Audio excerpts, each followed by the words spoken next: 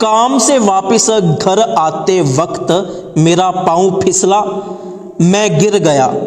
सामने दरवाजे पर मेरी नज़र पड़ी तो उस दरवाजे पर एक अजीबो गरीब तहरीर लिखी हुई थी।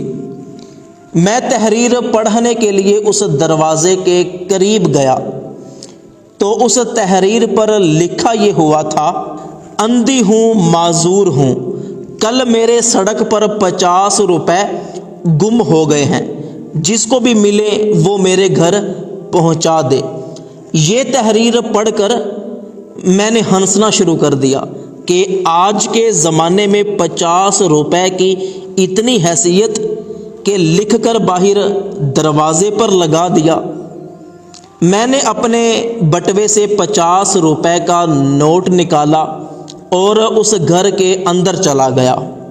उस घर के अंदर मैंने एक अजीब मंजर देखा कि एक चारपाई पर काफ़ी सारे 50-50 रुपए के नोट पड़े हुए हैं। मैं हैरान हो गया कि ये इतने 50 के नोट कहाँ से आए, और उस वक्त उस घर में कोई भी मौजूद नहीं था।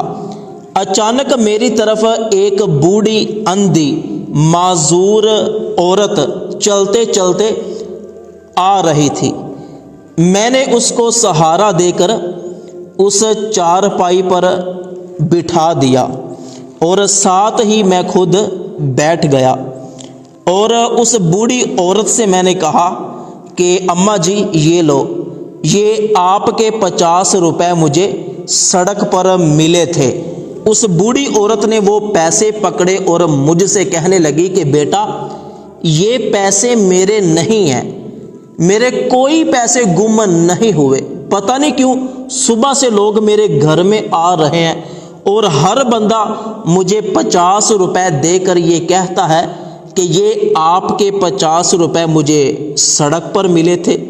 बेटा मेरे कोई पैसे किसी सड़क पर नहीं गिरे, ये अपने पैसे तुम अपने पास रखो। तो मैं वहाँ से उठा और दूसरे लोगों की तरह मैंने भी वो 50 रुपए चारपाई पर रखे और वहाँ से चल पड़ा। पीछे से उस बूढ़ी औरत ने मुझे आवाज़ दी कि बेटा मेरे पास आओ।